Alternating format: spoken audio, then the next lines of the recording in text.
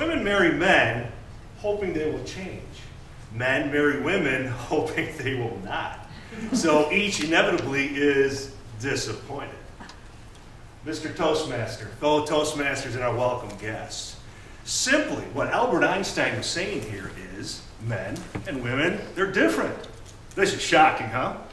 But it's true. And it's because of these differences that many problems in relationships begin. Ladies, it's not that men don't want their women to change. We don't want anything to change. Not our hairstyle, not our clothes, and definitely not our favorite recliners. Change is scary. Guys, women, they love change. Any kind of change will do. There was a time in our marriage where my wife rearranged her furniture once every week. This terrified me. Imagine coming home and not having a clue where to find that favorite chair. Women embrace change. Men push it away. And it isn't long before a woman finds out the only chance she's ever going to get in changing her man is when he's in diapers. When does this happen? Well, depends. So where do couples go for help when these troubles arise in relationships? Marriage counseling. I remember the first time my wife and I went to counseling, we were terrified. We didn't know what to expect or how to go about finding a good counselor. We came across an ad in the phone book for a guy to practice the men are from Mars and women are from Venus philosophy.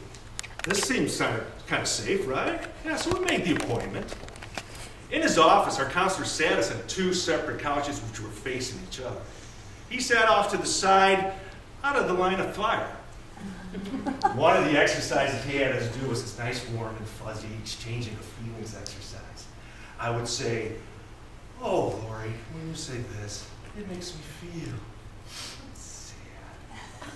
And then Lori would say, "Oh, Slawek, when you do that, it makes me feel like smacking you."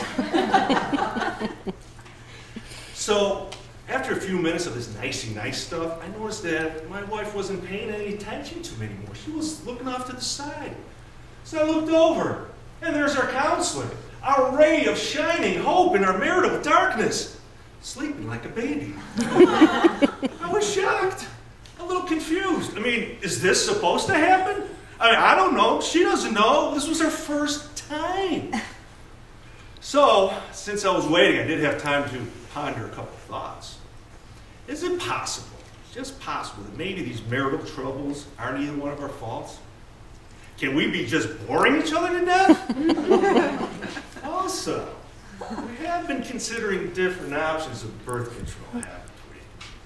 Do you think it's safe for me to suggest to her that all we have to do is rely on our boring personalities?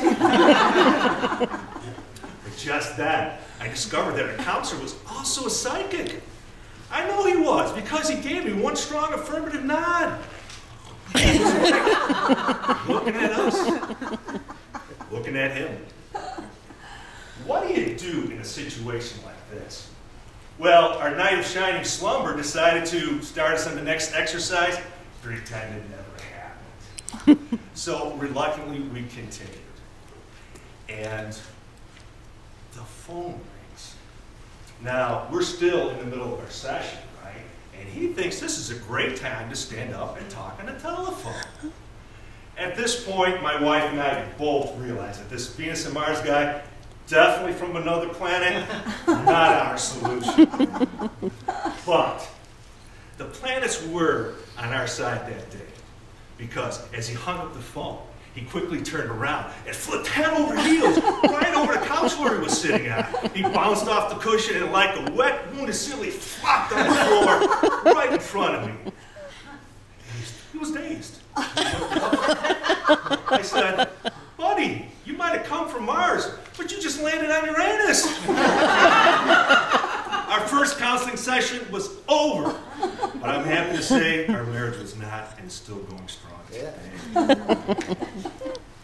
Over the years, we had help from other counselors. Some were helpful, some not so much. One in particular asked me if she could knit while I talked. I said, sure, this would be wonderful. It'd be just like me being at home and talking and nobody listening to me. But seriously, I do believe that counseling can bring couples closer together. You just have to find that right one. And I'm here to help you do just that. Tapping into our knowledge and experience of 29 years together, I present to you this list. Top 10 signs you have hired the wrong marriage counselor. Number 10, she says, oh, I divorced him too. Number 9, the degree on the wall reads Doctor of Swingology. Ew. Number 8, at the start of each session, he says, let's get ready to rumble. Number 7, after just 2 sessions, he says, no hablo inglés. Number 6, he asks, hey, things like don't work out between the two of you. Can I give your wife a doll? Number 5, she gives your wife a voodoo doll. Number 4, he asks, oh man, wake me up when you're finished. Number 3, her last name contains 6 hyphens? Number 2, after hearing your side of the story, he says, I've made my decision. You're fired. And the number 1 sign, you might have hired the wrong marriage counselor. You can't tell whether this guy's coming from Mars or Uranus.